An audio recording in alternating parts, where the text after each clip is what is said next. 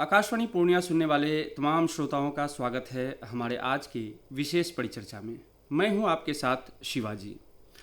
श्रोताओं, विगत कुछ महीनों से हम लगातार अस्पतालों और डॉक्टरों पर हमले और मारपीट की घटनाएं देख रहे हैं। वहीं दूसरी तरफ फर्जी डॉक्टरों और नर्सिंग होम पर भी कार्रवाई हो रही है। अभी हाल में ही पूर्णिया के भवानीपुर में सरकारी अस्पताल पर लोगों ने हमला किया, तोड़फोड़ किया, उपस्थित डॉक्टर के साथ मारपीट भी किया। इस तरह के अपराध निरंतर बढ़ रहे हैं। आखिर क्या वजह है? साथ ही ऐसे अपराधियों पर क्या कार्रवाई हो सकती है और क्या कार्रवाई की जा रही है? इन्हीं बिंदुओं पर बातचीत करने के लिए हमारे साथ आकाशवाणी के स्टूडियो में उपस्थित हैं पूर्णिया के सिविल सर्जन डॉक्टर अभय प्रकाश चौधरी। साथ ही साथ हमारे साथ स्टूडियो में हैं IMA पूर्णिया के प्रेसिडेंट डॉक्टर AK सिन्हा। आप दोनों ही मेहमानों का हम आकाशवाणी के स्टूडियो में स्वागत करते हैं। धन्यवाद। सर, हम अपनी परिचर्चा की शुरुआत सिविल सर्जन सर से ही करना चाहेंगे। सर, अभी जो हम समस्याएं देख रहे हैं, दो मुख्य समस्या है और आपके द्वारा लगातार कार्रवाई भी हो रही है। अभी भवानीपुर में डॉक्टर के साथ मारपीट हुआ, अस्पताल पे लोगों ने, ग्रामीणों ने हमला कर दिया। इस तरह की आपराधिक घटनाएं क्यों हो रही है? क्या आप इसके पीछे का कारण देखते हैं? देखिए, ये रविवार की घटना है। एक प्रसूता अपना प्रसव कराने के लिए भवानीपुर अस्पताल आई थी।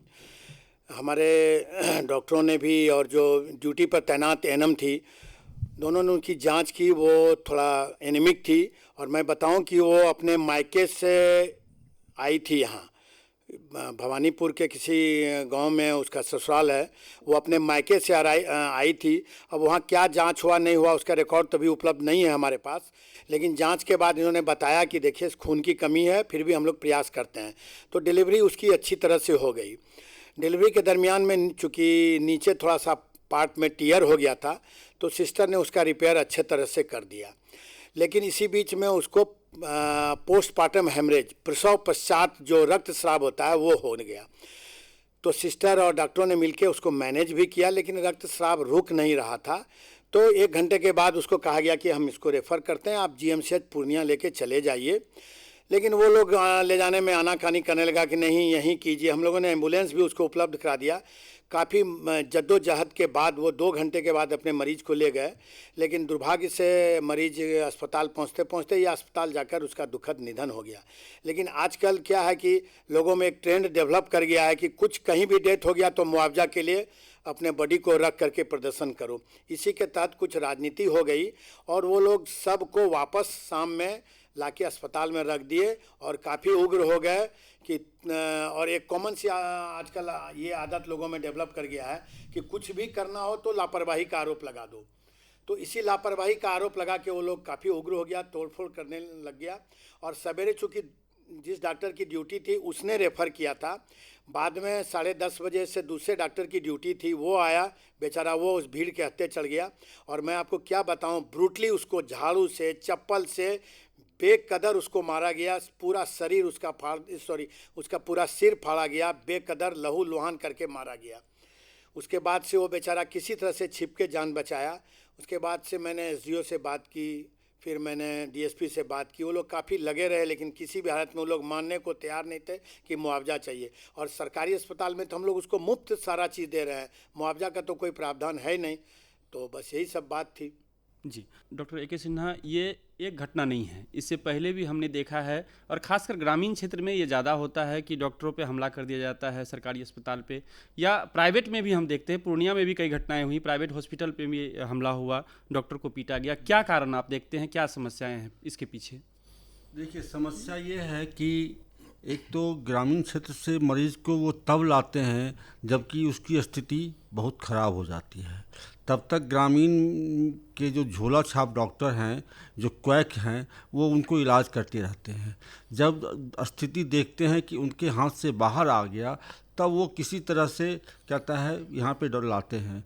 और कुछ यहाँ पे जो हेल्थ सिस्टम है उसमें कुछ बहुत सारे टॉट भी हैं जो हॉस्पिटल्स में जाते हुए मरीज़ को लौटा करके किसी फर्जी टाइप के नर्सिंग होम में, ICU में भर्ती करवा देते हैं, जहाँ पे कि पूरी व्यवस्था नहीं होती है। सबसे एक बहुत बड़ा कारण भी है कि वहाँ पे ना तो डॉक्टर है, ना व्यवस्था है, लेकिन मरीज़ वहाँ पहुँच जाता है।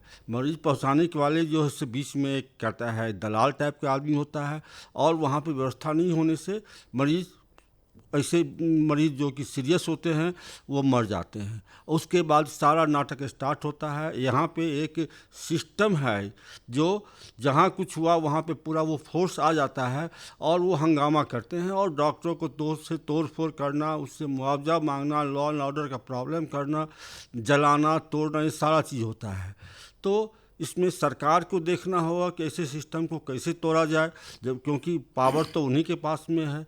ऐसा जो कहता है फर्जी लैब है, चाहे फर्जी कहता है क्लिनिक है, फर्जी नर्सिंग होम है, उसको कहता है उसके ऊपर कंट्रोल करना सरकार का काम है। सरकार यदि अपने मन में ये ठान ले कि नहीं इसको बंद कर देना है तो ये बंद हो जाएगा। मुख्य कारण बीच में यही है इसका। जी, फर्जी क्लिनिक पे भी हम बात करेंगे, लेकिन सर जो घटनाएं अभी हुई है और डॉक्टरों के साथ मारपीट होने की घटना होती रहती है, तो इसके प्रति क्या कोई कानून है जिससे कार्रवाई हो उस पर? अभी क्या कुछ किया जा रहा है? बिल्कुल कानून है, और एफआईआर भी दर्ज किया गया है, और जिला पदाधिकारी महोदय पूर्णिया के सहयोग से और एसपी के महोदय के सहयोग से काफ़ी बड़ा एक्शन किया गया है। जो मेडिकल प्रोटेक्शन एक्ट या जो चिकित्सकों का प्रोटेक्शन एक्ट है उसके अंतर्गत सारी धाराएं लगाई गई हैं, और 5 नामजद आरोपित गिरफ्तार भी हुए हैं और जेल भी जा चुके हैं, औरों की गिरफ्तारी होनी है।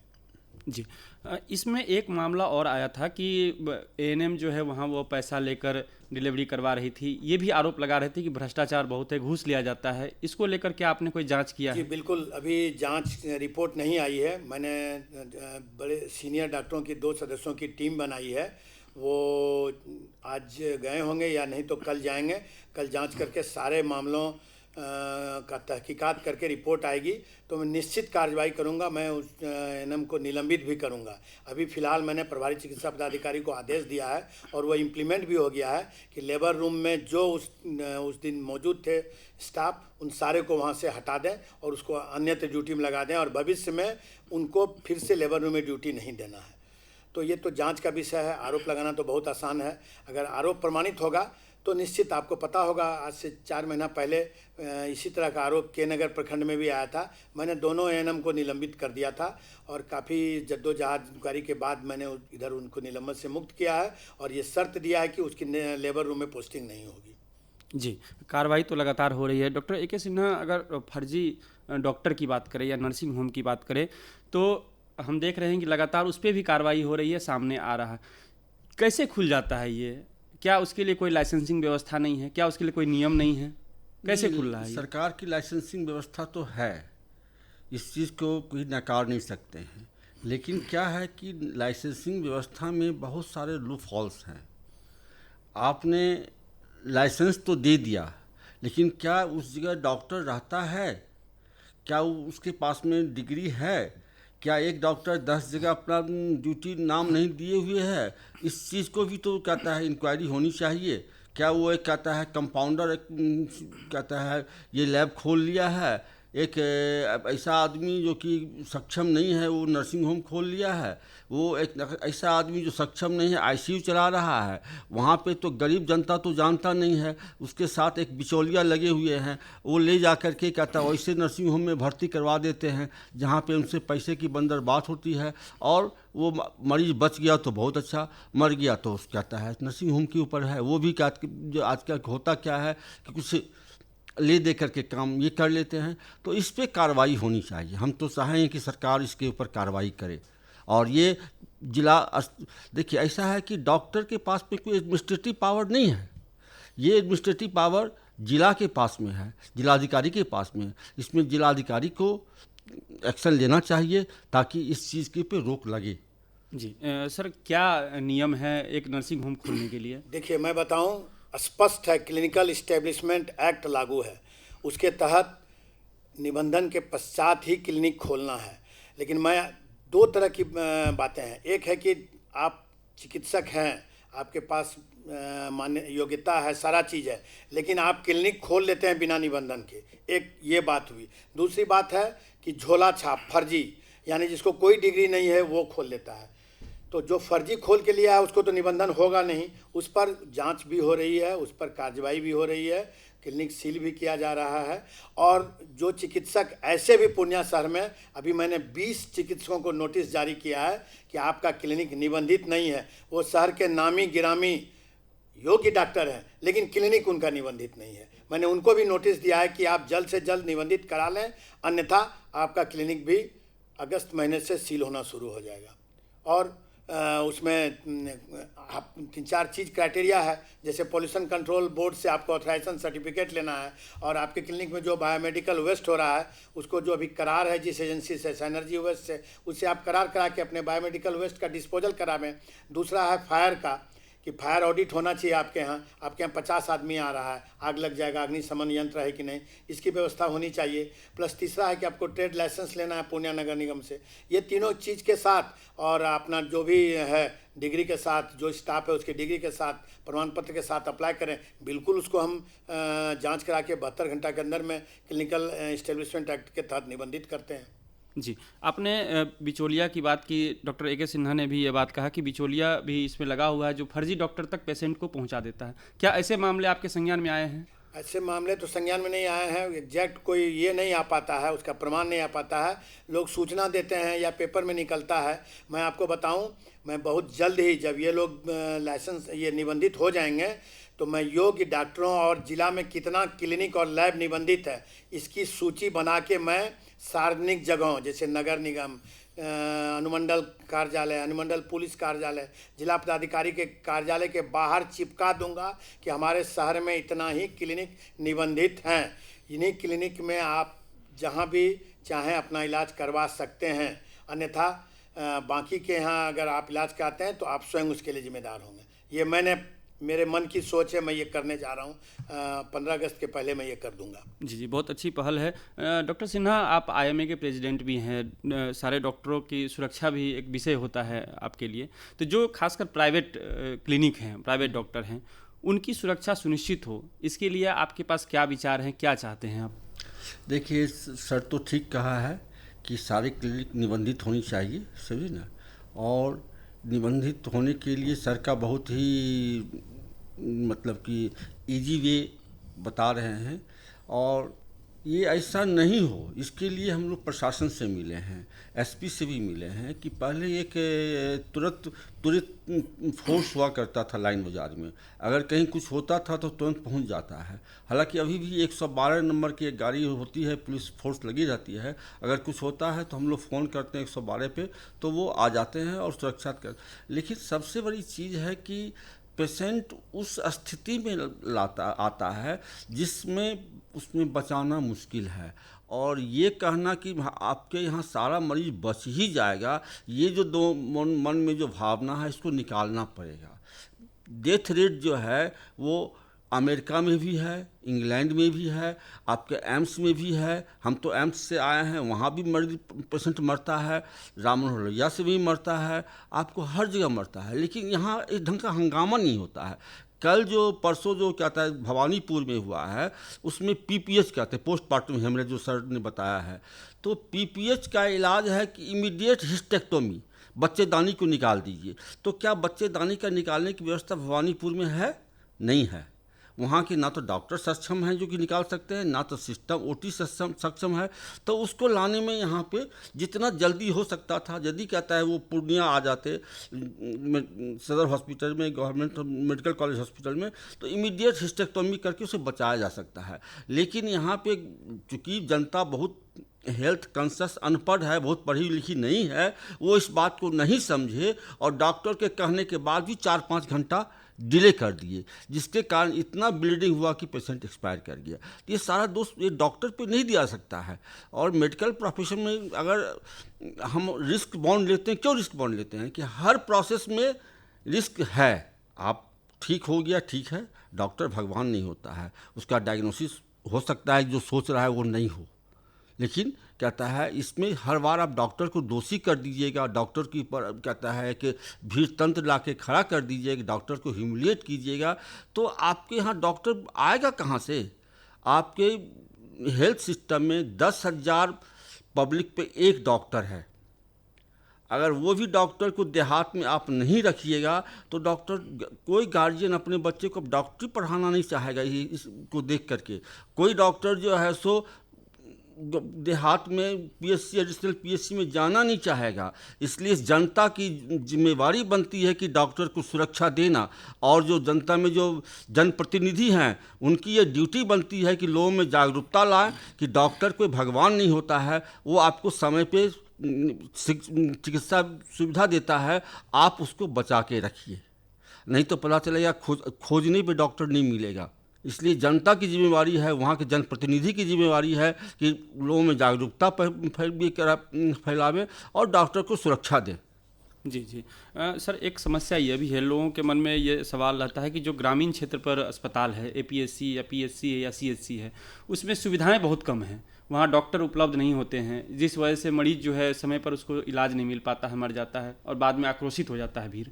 क्या इसको भी एक कारण मानते हैं आप? नहीं, देखिए मैं आपको बताऊं, आज से 10 साल पहले का जो सिनेरियो था उसके तुलना में काफ़ी सुविधाएं बढ़ी हैं, इंफ्रास्ट्रक्चर भी अच्छा हुआ है, लेकिन चूंकि उस हिसाब से मरीजों की अपेक्षाएं बढ़ गई हैं, वो सोच रहा है कि एम्स में जो फैसिलिटी है वो हमको ग्रामीण क्षेत्र में मिलना चाहिए, तो उस पर हम लोग नहीं खरे उतर पाते हैं। लेकिन फिर भी जो हमारी शक्ति है, जो हमारा इंफ्रास्ट्रक्चर है, जो हमारा एचआर है, मैन पावर है, उसके तहत हम लोग कोशिश करते हैं कि बेहतर से बेहतर उसको स्वास्थ्य सुविधा मुहैया करावें।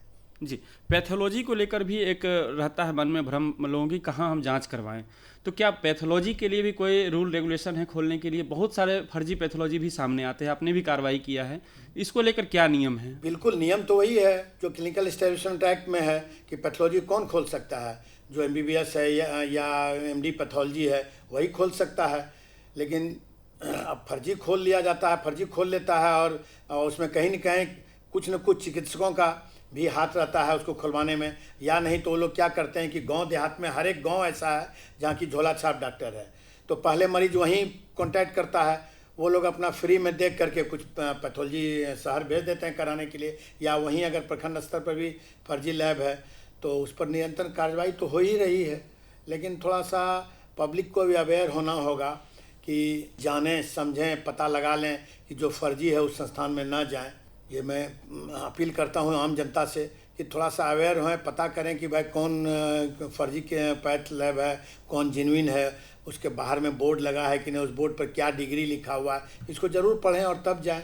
और सरकार की तरफ से और प्रशासन की तरफ से निरंतर कार्रवाई तो जारी है। जी जी। डॉक्टर सिन्हा, ये जो समस्या है कि लोग फर्जी लैब तक पहुंच जाते हैं, क्या इसमें आप डॉक्टर को भी दोषी मानते हैं? दोषी दोनों का है। एक तो क्या है कि जितने भी बाहर से ग्रामीण क्षेत्र से मरीज को लेकर के आते हैं उनका कांटेक्ट सभी कहता है जिस फर्जी लैब से है वो उनको कहता है 60% 70% दे देता है, और तो जो क्वालिफाइड लैब है वो नहीं दे सकता है। वहाँ पे उसके काम का एक क्वालिटी है, तो हम क्वालिटी अगर कोई देता है तो पैसा उधर देगा नहीं, और चूँकि उसी पैसे के लालच में जो है सो वो लोग उसी लैब में ले जाते हैं जहाँ उसको पैसा मिलता है। तो सबसे बड़ा कारण जो है ये बीच का बिचौलिया जो है वही है। अगर किसी लैब में कोई डॉक्टर नहीं है वो तो उस लैब में जांच कैसे हो रहा है? जांच नहीं होगा। ये हाई कोर्ट का हम लोग जो पैथोलॉजिस्ट एंड माइक्रोबायोलॉजिस्ट एसोसिएशन है वहाँ से हम लोग कहता है केस जीते हैं कि कोई भी कहता है डीएमएलटी लैब नहीं चला सकता है, लेकिन बिहार गवर्नमेंट उसको इम्प्लीमेंट नहीं कर रही है। आप वैसे लैब में जहाँ पे कुछ नहीं है, मशीन 4 को रख लिया, ब्लड ले लिया, ब्लड को इवन की फेंक देते हैं, ये ब्लड को बेसिन में फेंक देते हैं, रिपोर्ट बना के दे देते हैं। इसमें बहुत लोगों डॉक्टरों की भी मिली भगत है इसमें कि आप उस रिपोर्ट को मान लेते हैं। आप मानते क्यों उस रिपोर्ट को हैं? आप उस रिपोर्ट को नहीं मानिए।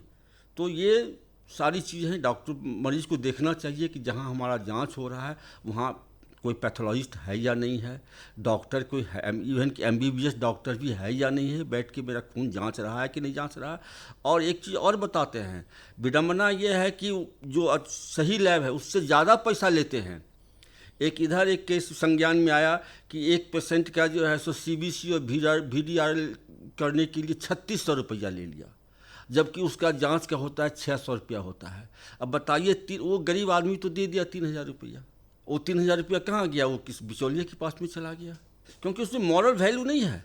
जो टेक्नीशियन जो काम कर रहा है, जो फर्जी लैब काम कर रहा है, जो बिचौलिया है, उसके पास मॉरल वैल्यू नहीं है। वो नहीं सोचता कि गरीब का पैसा कहाँ से आता है और उससे लोग को, तो ये चीज़ है कि जब तक कि लोगों में जागरूकता नहीं आएगा आप इसको समाप्त नहीं कर सकते हैं। लोगों में जागरूकता, लोग समझे कि हम कहाँ इलाज करा रहे हैं, कैसे डॉक्टर के पास मेरी जांच हो रही है, जहाँ हम खून दे रहे हैं वहाँ पर हमारे खून के सही से जांच हो रहा है भी कि नहीं हो रहा है। तो ये तो जागरूकता फैलाने की चीज़ है। इसमें एक चीज़ और है सर, सिविल सर्जन से मैं ये जानना चाहूँगा कि सर किसी आदमी को कोई समस्या होती है, मान लीजिए मेडिकल संबंधी कोई शिकायत है उसके पास, तो उसके निवारण के लिए क्या कोई व्यवस्था, कोई डेस्क बनाया गया है ताकि वो उग्र न हो के वहाँ जाके अपनी समस्या रख सके, शिकायत रख सके? नहीं, ऐसा कोई डेस्क तो नहीं है, लेकिन मेरा नंबर डिस्प्ले है प्राथमिक स्वास्थ्य केंद्र में। जो पर्ची कटता है उस पर्ची में नीचे मेरा नंबर डिस्प्ले होता है कि किसी तरह की समस्या होने पर ये फला नंबर पर संपर्क करें। वो सरकारी नंबर है और वो मेरा फ़ोन हमेशा खुला रहता है। मैं आज की बात बताता हूँ। मेरे चैम्बर में एक मरीज़ आया कि सर मेरा बेटा है थैलेसीमिया का रोगी है सर, अभी हम सदर अस्पताल में दवा लेने गए थे। पहले तो मेरे साथ दुर्व्यवहार किया, कहा कि जाओ भागो, ये कार्ड नहीं चलेगा। तो पहले मैंने उसको बैठाया, पानी पिलाया। हम बोले पहले आप शांत होइए और ये जान लीजिए कि ये सदर अस्पताल अब नहीं है, इसके मालिक नहीं हैं हम, लेकिन फिर भी चलिए आपके तरफ से हम चलते हैं। और आज की ही घटना है और मैं अपने साथ 4-5 आदमी अपने स्टाफ को लेके गया मैं, और सबसे पहले मैं वहाँ जाके उस पर पूछताछ किया। मैंने सामने देखा है उसके टेबल पर एक आदमी बैठा हुआ था और उस आदमी को मैंने इतना डांटा कि तुम कैसे बोल सकते हो, भगवान ने करे कि तुम्हारे घर में कोई थैलेसीमिया का मरीज हो जाए और तुमने कैसे इसके साथ दुर्व्यवहार किया। तो वो माफ़ी उफ़ी मांगने लगा। फिर मैंने उसको अच्छे से बैठाया और सारा चीज़ उसका सारा दवा दिलवाना था। फेरेटिन लेवल कम करने की दवा आती है थैलेसीमिया के मरीज को, जब खून चढ़ाते हैं तो फेरेटिन लेवल हाई हो जाता है, तो उसको लेवल को कम करने के लिए सरकार ने दवा उपलब्ध कराई है जो काफ़ी महंगी है और वो फ्री में मिलता है। तो लोग कहीं ना कहीं देखिए दोष दोनों तरफ से है। हम लोग भी अगर अपने वचन में दरिद्र न हो, कर्तव्य में दरिद्र न हो, तो फिर ये समस्या नहीं आएगी। तो दोनों लोगों को कहीं न कहीं सोचना होगा, दोनों तरफ को, जो सेवा प्रदाता है उसको भी और जो सेवा ले रहा है, दोनों को सोचना होगा कि आपसी तालमेल और समन्वय हो तो फिर तो देश हमारा चमन हो जाएगा। जी, अब सर हमारे पास समय भी नहीं है, हम कार्यक्रम को समाप्त करेंगे, लेकिन चाहते हैं कि चलते चलते एक जो मैसेज आप हमारे लिसनर को देना चाहें मेडिकल को लेकर, सिविल सर्जन सर और डॉक्टर A.K. सिन्हा। सबसे पहले तो हम चाहेंगे कि जितने हमारे डॉक्टर हैं वो लोगों में एक जागरूकता पैदा करें, बीमारी के प्रति जागरूकता पैदा करें। एक लाइफ स्टाइल बीमारी जो है सो एक लाइफ स्टाइल डिजीज़ भी है जिसमें डायबिटीज़ है, हाइपरटेंशन है, ये सारी चीज़ हैं। तो एक हम लोग तो हम मौर्या लैब से हैं और हम एक मौर्या लैब से एमफिट प्रोग्राम शुरू किए हैं जिसमें लोगों को हर पार्क में हर जगह जा कर के लोगों का मुफ्त में ब्लड शुगर का टेस्ट करते हैं, उनका हेल्थ इंडेक्स निकालते हैं, उनको बताते हैं कि आप अपने लाइफ स्टाइल को सुधारिए, आप खान पान को सुधारिए, आप एक्सरसाइज कीजिए। इस तरह की जागरूकता पैदा करने की ज़रूरत है डॉक्टरों के द्वारा। अगर ये जागरूकता लोगों में आ जाएगी तो वो अपनी बीमारी को समझेंगे और बीमारी कम होगी तो क्या होगा कि अपने देश के हेल्थ सिस्टम पे जो लोड है वो कम होगा। सर मैं सबसे पहले अब पूर्णिया के सारे चिकित्सकों से जो काबिल हैं, जो क्वालिफाइड हैं, जो रियल में जिनको डिग्रीधारी हैं, वो अपना क्लिनिक ज़रूर खोलें, लेकिन निबंधित निश्चित क्लिनिकल इस्टेब्लिशमेंट एक्ट के तहत निबंधित करवा लें और बजाता बोर्ड में निबंधन संख्या भी लिखें ताकि लोगों में एक मैसेज जाएगा कि ये क्लिनिक निबंधित है। बड़ा बोर्ड में डिस्प्ले करा के, चूँकि अभी जैसे मैंडेटरी हो गया है कि हम लोग का रजिस्ट्रेशन नंबर हम लोग अपने प्रिस्क्रिप्शन में लिखते हैं, तो उसी तरह से वो निबंधन संख्या लिख लें तो एक मैसेज जाएगा कि ये सही क्लिनिक है, फर्जी क्लिनिक नहीं है। और चूँकि हेल्थ एक बहुत बड़ा एस्पेक्ट है, अगर आप स्वस्थ हैं, निरोगी हैं, तभी आप जीने का आनंद ले सकते हैं। तो जैसा इन्होंने कहा कि अब जो ज़माना आ रहा है वो नॉन कम्युनिकेबल डिजीज़ का आ रहा है। लोग आने वाले समय में ग्रसित होंगे हाइपरटेंशन से, डायबिटीज़ से, कैंसर से। तो इसके लिए भी लोग सतर्क रहें। जो आजकल जंक फूड का यूज करते हैं वो ना खाएं। जो हम लोग पुराने ज़माने में खाते थे अपना, जो जिसको हिंदी में देसला खाना बोलते हैं, रोटी चावल दाल भात मांस, सीजनल फ्रूट्स, वो नहीं खा करके हम लोग आजकल जंक मैगी, तो बर्गर, तो पिज़्ज़ा और कोल्ड ड्रिंक्स पर ध्यान दे रहे हैं। इससे अपने बच्चे को बचाएं और नियमित जो एक्सरसाइज है, लाइफ स्टाइल चेंज करें। कुछ अपना बच्चे स्कूल के अलावा आने के बाद मैदान में खेलें भी, तो लाइफ स्टाइल चेंज करें, फूड हैबिट चेंज करें। तो बाकी सारा चीज़ सही रहेगा। और 40 के ऊपर अगर आप हो गए हैं तो सब जगह आजकल उपलब्ध है, सरकारी संस्थान में आप आकर के ब्लड प्रेशर की नियमित जांच कराएं, 6 महीने या साल भर पर अपना ब्लड शुगर करवा लें, और कैंसर के जांच कुछ भी सिम्टम अगर आता है तो उसकी भी जांच करा लें, तो फिर आप निरोगी जीवन जी सकेंगे। धन्यवाद। जी, आप दोनों मेहमान आकाशवाणी के स्टूडियो में आए और सभी सवालों पर बेबाकी से जवाब दिया, बहुत ही महत्वपूर्ण जानकारी हमारे श्रोताओं तक पहुंचाई, इसके लिए बहुत बहुत धन्यवाद। जी बिल्कुल, धन्यवाद आपको।